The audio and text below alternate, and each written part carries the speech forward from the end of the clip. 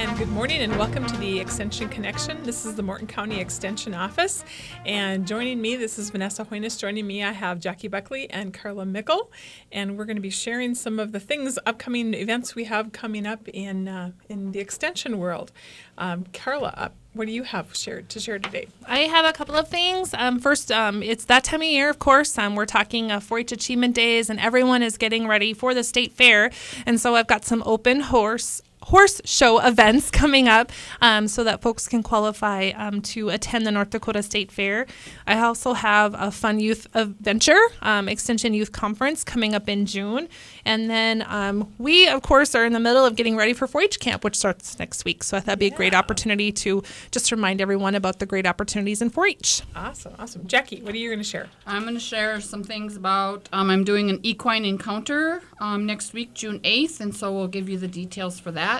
There's been some calls about galls on maple, and so we'll talk about that. There's a webinar for producers if they'd like to attend on the nutrient requirements of beef cattle. Also, I'll update you on the dates for the upcoming 2016 field days, which are in July, but just if you want to put those on your calendar. And then I have several items to discuss about some agronomy things that are happening out there with our crop pest report. Awesome. Okay. Well, I can start. I'm going to talk about a babysitter training I have coming up and also some food preservation classes. And so we'll start with the babysitting. I think I'd mentioned it last time we were on, but if you still have a youth that is age 11 to 15, we still have some spots available. June 23rd, we have just limited spots, 3 spots available for that day. And then Wednesday, July 13th, we have a few spots, and Thursday, July 14th. Kids only need to attend one day, so they can register for one day. And throughout the day, we will be talking about learning how to develop babysitting as a business. And then, of course, we're also going to be spending lots of time talking about how to keep themselves safe and keep those children that they're watching over safe. Whether it's first aid, we'll be talking about some basic care, tips on how to get kids to take a nap, also tips on just developmentally what kids want to play with and what they want to do at different ages. And we'll talk about poisons, also learning about just emergencies if they need to. We'll have some of our sheriff's deputies there to talk to the kids about what they should do in emergencies and who they should call and how they should go about doing that if that would happen. It's always good to be prepared. And these days last, they go from 9:30 to 3 p.m. and you do need to pre-register, and there is a payment of $25, a registration fee, and that really goes towards each of the kids attending receive a babysitting book and a babysitting bag with also a small start on a first aid kit that they can use as they go from house to house when they're doing their babysitting business. So again, those dates are June 23rd, July 13th, and July 14th. And so if you would like to register, you can call 667-3340, or you can also register online at www.tinyurl.com/babysitmorton, and that's all put all together. Okay, the other classes I have coming up for this summer are all about food preservation. And so we're going to take some time to learn about the procedures for lots of different types of foods in food preserving. And we're also going to be doing some hands-on with these, and so you'll get a chance to actually make and take some things as you go. The ones I have coming up in June, June 21st is the first one, and then we will be covering jams and jellies, kind of the tips and tricks to make sure that you get jelly versus syrup, because that happens a lot. And so to make it a little interesting, instead of making your run-of-the-mill jelly or jam, we are going to make a pepper jelly, which will be kind of a fun, learning a lot of the same procedures you would do to make any kind of jam or jelly, but this will be something that you might use in just a little different way. Or maybe you haven't made pepper jelly before. And then we'll also experiment with some strawberry freezer jam. And these are things that you'll be able to make at the class and then be able to take some jars home with you. So I'm excited about that. And then on June 28th, we'll be doing canning fruits. Again, the tips and tricks for canning fruits. And the make and take for that evening is going to be zesty peach barbecue sauce. The make and take nights are going to, we'll have a registration fee of $10, and that is just to cover the cost of the food in the jars and those kinds of things that are going to be going home with you. And each evening is from 6:30 to 8:30, and this is going to be held at First Lutheran Church here in Mandan. And so looking forward to having everybody sign up. You can sign up by calling our office at 667-3340. And then we will have additional classes coming up in July and August. In July, we'll touch on drying fruits and vegetables and, of course, salsa, which is always a big favorite.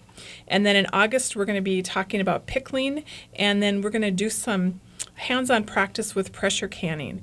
We won't actually be canning foods because we don't have time in an evening to do that with the pressure canner, but we're going to do some practice and just how to use that equipment, because I think sometimes that is the one stopgap for folks because they're not sure about that. Each of the evenings that it is a make and take where you get to take some food home, those will have a registration fee of $10, and there will be 4 of those in this series of 6. The other 2 nights will be free. And if you sign up for the whole series, it'll be a bargain at $30. So we'll be glad to have you come.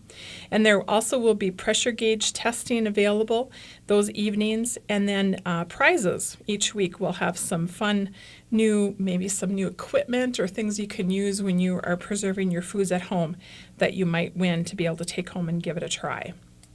And with that, I think we are going to take a quick break. And we'll be back in a few minutes with the Extension Connection.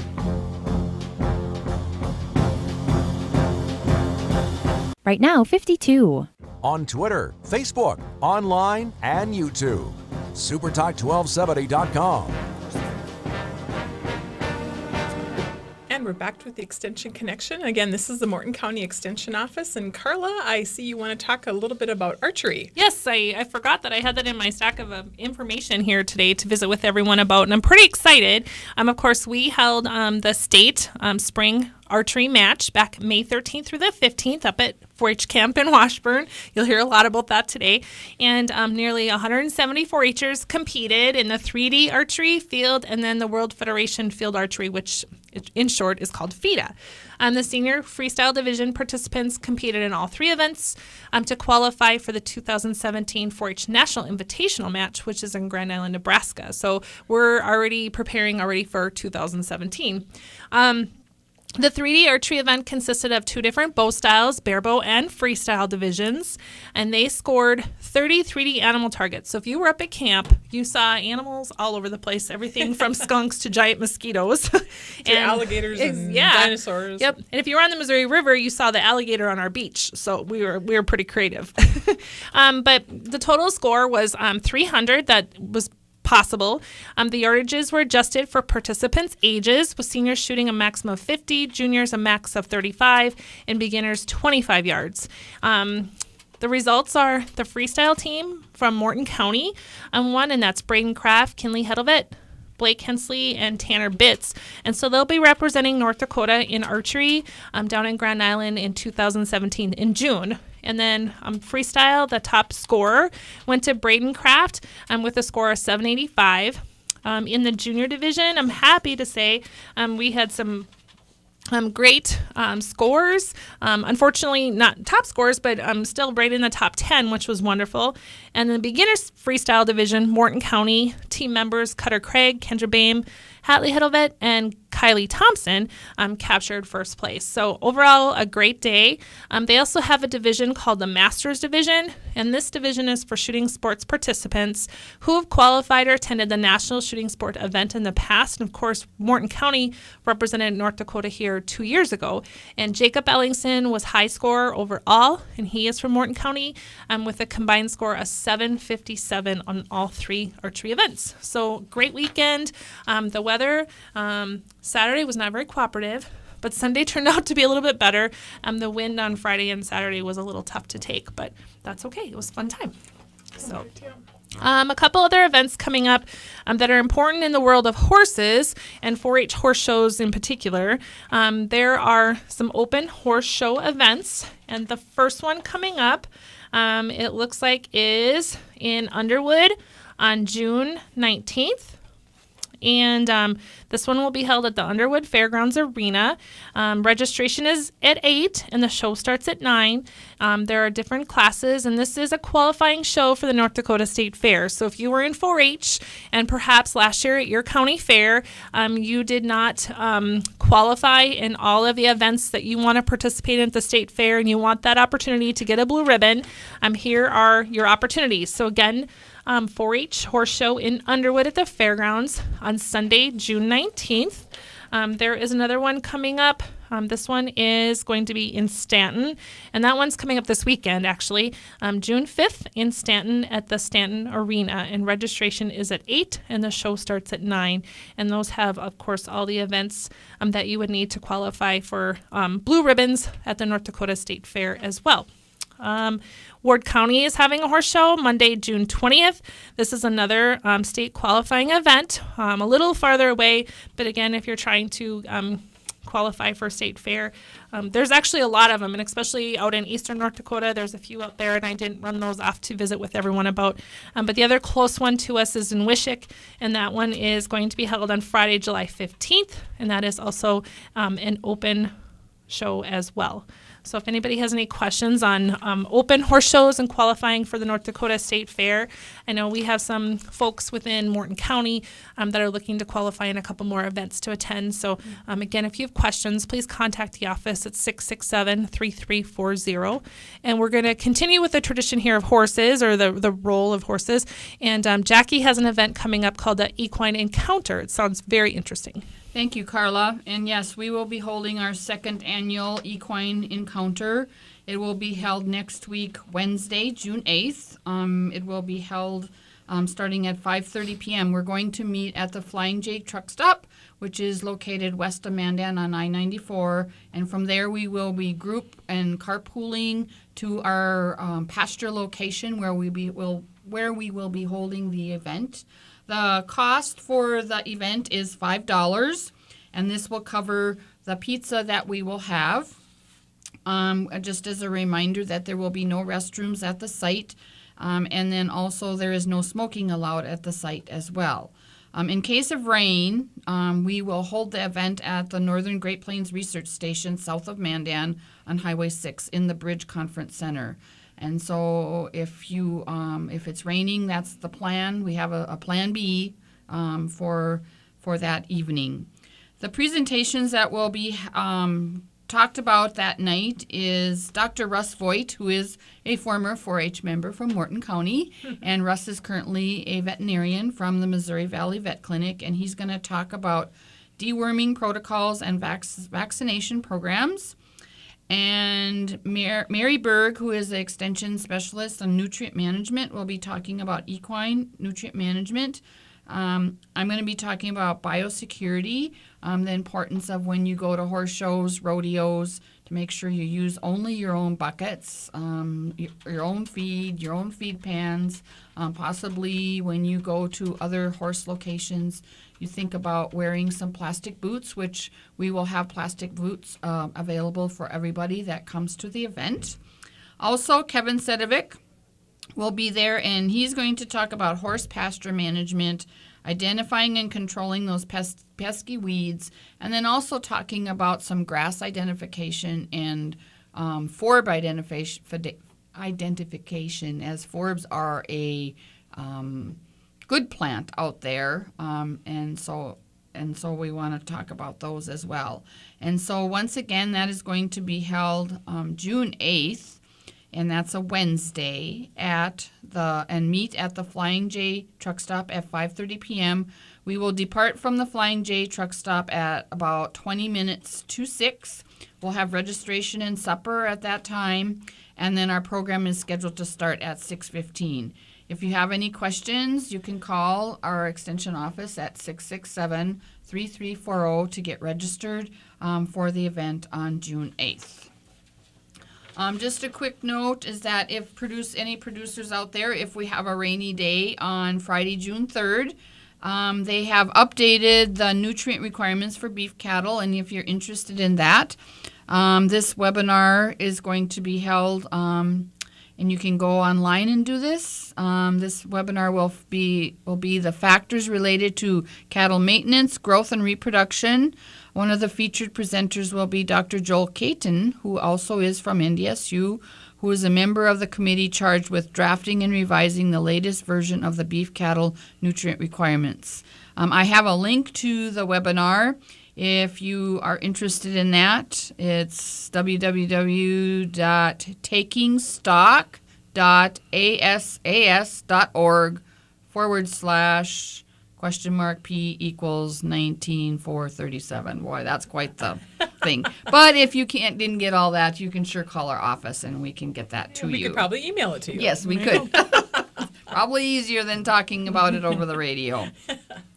We've been getting quite a few calls, and we've had pictures about it's a rephid mite injury on maple.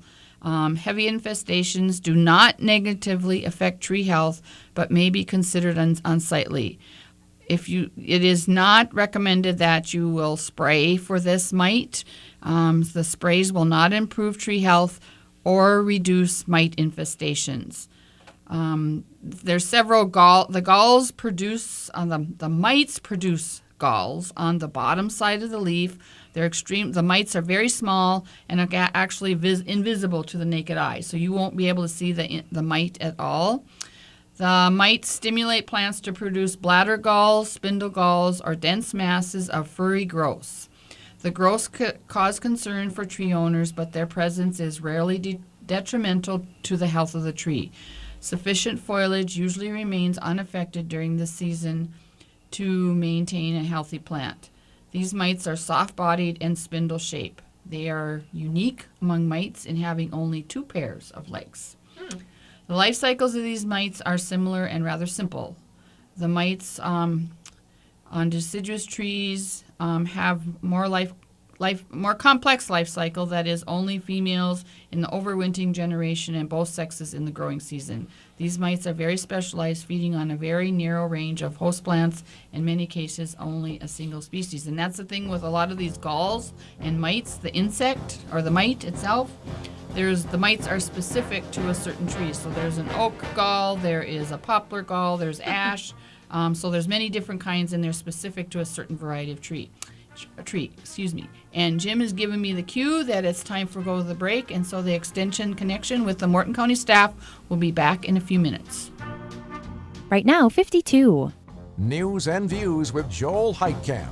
Weekdays on Super Talk 1270. Welcome back to the Extension Connection. And again, you have the Morton County Extension staff with you today.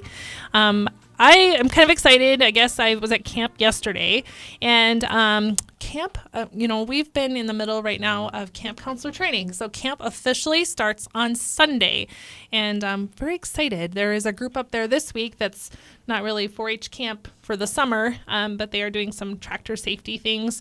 And again, the camp counselor training, and we have some great staff this year. We have 5 counselors coming aboard with us, and so very exciting time, and a bunch of extension staff up.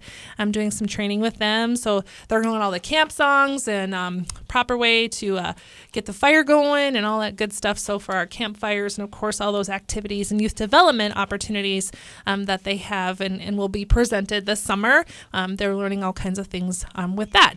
So how to play Gaga Ball. Yes, Gaga Ball, we can't forget. And how to put together the water slide. We do that Friday and all that fun, good stuff.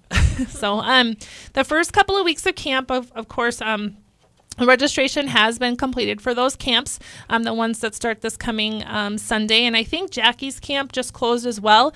They closed those about a week and a half out just so that all the camp chairs can get all of their supplies that they need for the kids that they have. And the first few weeks are actually pretty full. I know Jackie's got quite a few, and I have 33 coming up next week. And Adrian is working with the fish camp, and I know he's got 24 or 25. So there's quite a few kids going to camp this summer. Something really exciting is we're fast approaching 500 campers for the year. So really great camps planned for the summer.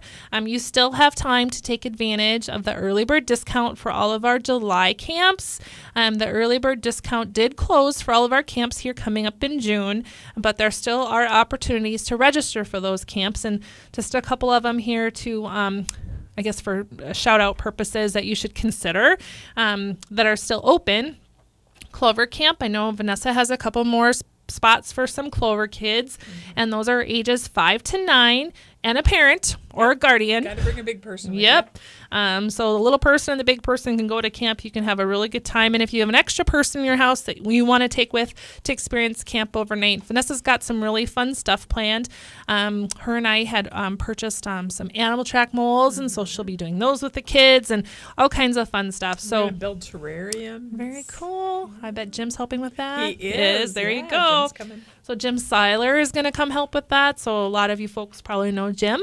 Another camp that has quite actually low attendance, and I would love to go to this camp for the whole week. I can't. I have other priorities, but is the Created Camp, which is June 19th through the 20th. And kids will take home something in science, a photography project, and a woodworking project. And I will be there June 22nd to help with a woodworking project, and we're going to make cornhole games. So I'm that's super gonna be excited. fun. Yeah. Well, and it's fun. The kids actually will be bringing something home that they can exhibit if they want to, Yep. if they're in 4-H, or just be able to use. Yep, exactly. So if you are planning on coming up to that camp, bring a vehicle big enough that you can haul your cornhole game home.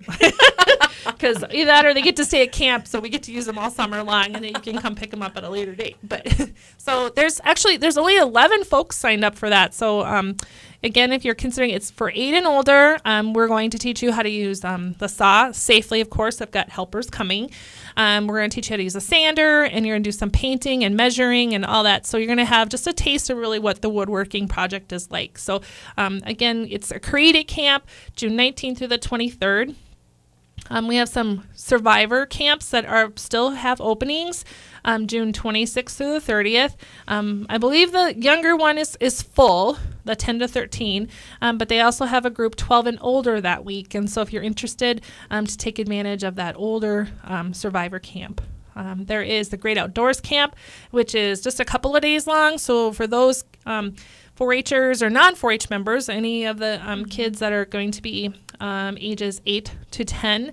It's not a full week at camp, so a couple nights up in the cabins, and you get to do some fun stuff. Donna Anderson is sharing that camp, and it sounds really fun. She always has good ideas, too, so everyone's so creative. Well, and it's probably a good camp for somebody who maybe just graduated from Clover Camp, and they don't need to bring somebody with them, but they're not ready to stay the whole week. Yeah. So, and I know we've got some campers, I think a Cooper.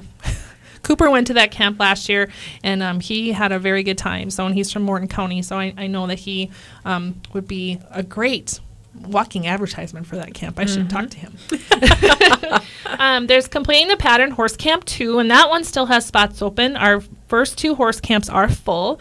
There is an adventure camp the week of the 31st through August 4th. Our first adventure camp is actually full, but there are still some adventure camps toward the end of our summer, July 31st through August 4th, and then the 7th through the 11th of August as well. And there's some room in the You're the Chef camp at the end of the summer. Another really fun new camp this sounds really fun for me, but it's during our county fair, so look out. I don't get to go to any of the cool camps. Junkin' It Camp, it's Reduce, Reuse, and Recycle Camp. So they are going to take a lot of items that perhaps you thought about throwing away, and they're going to make something cool of that. And so Deb Lee out of Ransom County is actually the camp chair for that camp, and she has a lot of really great ideas, and she's super creative as well. They're going to have lots of fun at that camp. So if you're interested, I encourage you to take a look at the 4-H camp website. It's www.ndsu.edu/4H. facebook.com/camp, and you can see all kinds of fun pictures. It'll give you descriptions of all the camps that are still open, and again, summer's it's not really officially started yet, and there's a lot of fun things to do. So if you want to go to camp, meet some new friends, and have some new experiences, you should check it out because there's some really good stuff. Well, and it isn't summer unless you go to camp. Exactly. So because there's fun stuff there.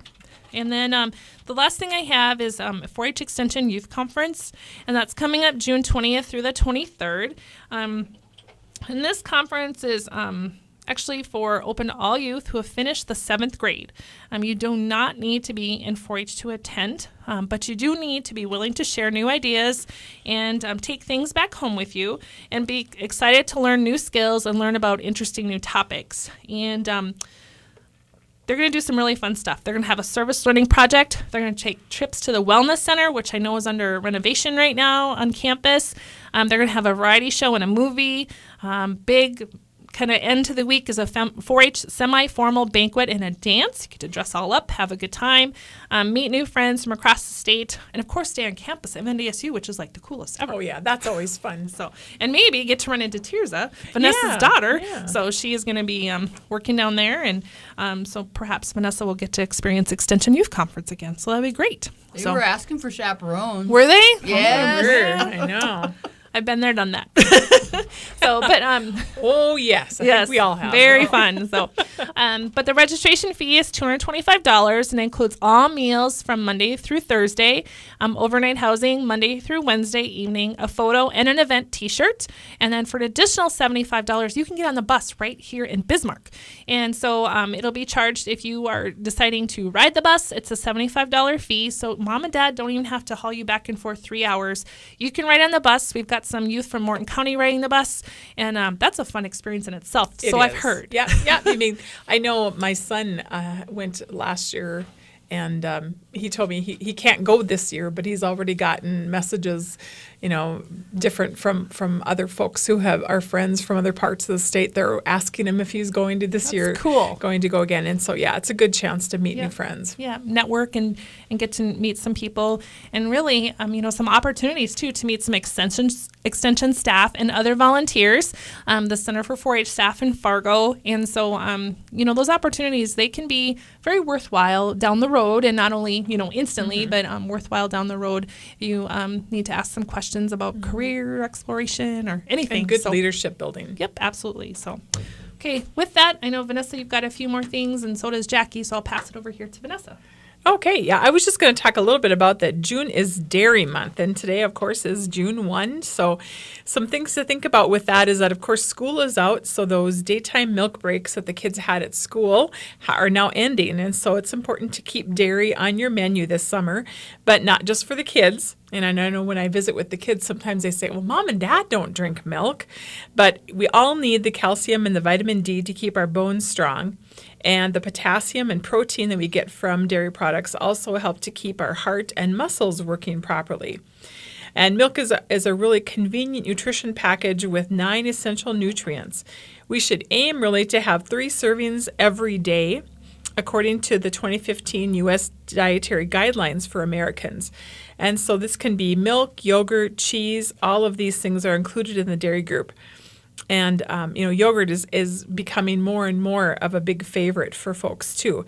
And the guidelines still recommend consuming low-fat or fat-free milk. However, there has been some new research out there that has given us some pause or some reason to kind of take a look at that. None of the guidelines have actually officially changed, but some things you might want to be aware of is that the research is looking at that researchers at the University of Cambridge also examined some of the results from other studies, and they found that the intake of saturated fat from dairy products did not affect the heart disease rate, which was one of the reasons that we would always recommend low or no fat. And it also may reduce the risk of diabetes. And so we're going to talk a little bit more about this when we come back from the break. And so we'll be taking a break here from the Extension Connection. Right now, 52. Here's Sean Hannity, weekday afternoons on Super Talk 1270. And we're back with the Extension Connection. Before the break, we were talking about June is Dairy Month and some of the new research that's out there. Another study showed that there was a link between full-fat dairy foods and decreased weight gain. Perhaps the fat makes people feel more satisfied and less likely to consume more calories than they need. Other studies and the body of evidence are really need to be done. More of them need to be done in order to change the recommendations. So in the nutrition field, we keep watching for the scientific publications about dairy real closely. And in the future, we may see that those changes for the dairy those recommendations may change. Just for Jackie and Carla in the room here. So what do you guys drink at home? Do you have low fat, no fat, full fat, some fat? I'm a skim drinker. You're a skim drinker? Milk. Yep. We have 2%. And I've read some of that research, and Dr. Jerry Stucca, who is our extension veterinarian, he really promotes the use of whole milk, and that he said that there is research out there that says and there and I think it'll be interesting to see more and more what comes out. And the one caution, of course, is that I think with the national guidelines is that the only caution with it is that if you're using a full fat, you're adding a lot more calories, and so if you don't take those calories off of something else, for example, if you're having a glass of milk and a cookie, with skim milk, you can probably have 2 cookies. With whole milk, you're probably only going to have 1. Depends on the size of the cookie. There you go. But just to keep in mind that I think that's the one thing that it's hard to make those changes and recommendations, because the total amount of calories that somebody's taking in is going to play a role in some of those guideline changes and some of those benefits that we might get from full fat. But yeah, I definitely think the jury's still out. That's one thing interesting about nutrition and science is that there's always new things coming, new things evolving all the time, and so we'll kind of stay tuned for now. There's nothing wrong with choosing a full fat or a 2% kind of product, but just recognizing that you are getting a few more calories, and so you might want to reduce in another area in order so you don't get too many extra calories. So with that, I think probably throughout June I'll be coming and bringing some more information about dairy each week we come. So with that, I'm going to turn over to Jackie and water spouts she's going to be talking about. Thank you, Vanessa. And I'm just going to announce the dates for the upcoming 2016 NDSU Field Days. And, of course, we'll be talking about more of those as we get into July. For those of you that are interested in have canola, you might want to think about this one. This one is probably the closest date, June 28th, which is 28 days away. Yeah. Today's June 1. Now that's easy math. Yes, easy. I can handle that one. It's going to be held at the North Central Research Extension Center in Minot, the Canola Day. Streeter will have their day on July 11th. Hettinger Research Extension Centers is July 12th, and I do know that one is in the evening, usually about 5 o'clock. The Dickinson Research Extension Center is July 13th. The Williston is July 14th. The Nissan Valley Irrigation Research Station, which is located 35 miles east of Williston, is July 15th. The Agronomy Seed Farm in Castleton, July 18th. The Carrington Research Extension Center, July 19th. And I do know that one also includes some horticulture things. Kathy Wiederholt does a lot of work with horticulture there, and so she will have some events on that day as well. And the Minot North Central Research Extension tour is July 20th, and the Langdon Research Extension Center is July 21st. And actually, the Morton County plot tour will be held on July 18th. It's located on Highway 49 north of Glen Ullin at the Geetson site. And so the small grains and have been planted, and also we have included some soybeans in that plot this year to meet the needs of our producers, because since more of them are planting soybeans. We'll be doing some work with inoculants and different seeding rates at that site. And so that's something new at that site for 2016. I'd like producers to maybe think about going out to check their small grains, especially winter wheat, hard red, spring wheat, field pea, and sugar beets, which we don't have here. But wireworm pressures are high.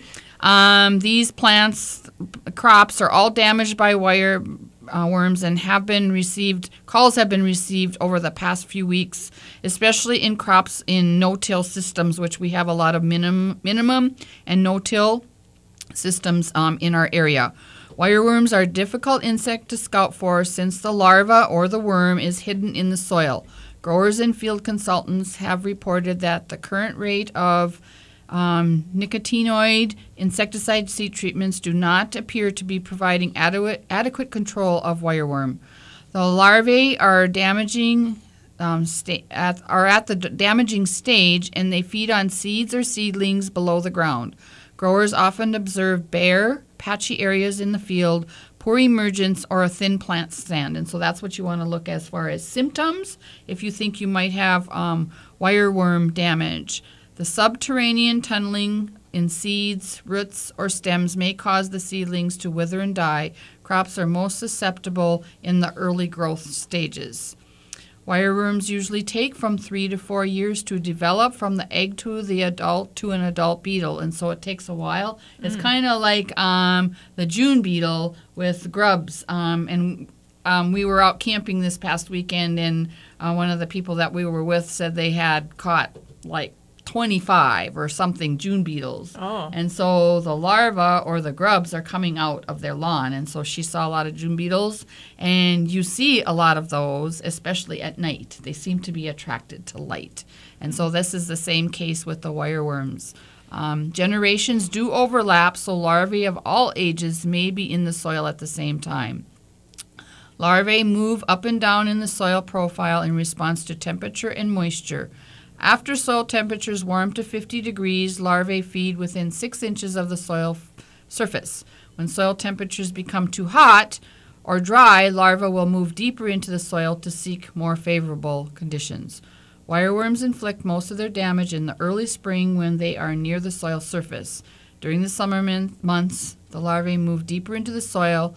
Later, as soils cool, the larvae may resume feeding near the surface, but the amount of injury varies with the crop because once the crops start to ripen, of course, we don't notice that.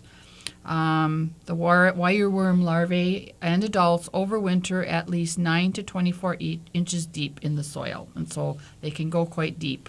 So if you have a spot this year, that spot could get bigger next year. Correct. Yes. If all the conditions are right, yes, they could be. And so there is an insecticide, like it says, the nicotinoid, that you can pre-treat your grains or your crops with before you plant them to help prevent that feeding. And so some do that quite often. I guess I'd like to remind producers also that you need to make sure that you clean out your sprayers. Growers may use the same spray equipment to apply selective herbicides in multiple crops in the spring or summer. Crop injury due to contamination is a preventable problem if the appropriate precautions are used in advance to clean spray equipment. How does that happen? Why can I sometimes spray multiple loads before the contamination occurs? Certain herbicides can be absorbed to sprayer components, including the spray tank, the screens, the filters, and hoses. Herbicides in some cases may remain absorbed to sprayer components even following thorough water rinsing. It is not uncommon to hear that several loads were applied before a product was used that desorbed attached herbicides and dispersed them into the spray solution, causing contamination and maybe damage to susceptible crops. And so if you would check with the North Dakota Weed Control Guide on page 75 or other online information or actually the label to review certain specific tank mix cleanout guidelines, You will, because some of them require bleach, some require ammonia, some require something else, some require soap, some do not. And so you want to know what that good clean out will be before that. Develop a sprayer clean out routine that is followed every time herbicides are changed. Fourth, depending on the herbicide, know the appropriate cleaning agent, including water, bleach, ammonia, and commercial tank cleaner. Finally, take notes. Document what herbicides are the most difficult to remove from spray equipment, or which adjuvants or herbicides need to desorb herbicides. And Jim has given us the cue to close for the day, and so the Morton County staff will be back with the Extension Connection in 2 weeks. And I'm going to be calling in from camp, and so we'll have kids on next time. All right, yeah, so 2 weeks from now. Yes.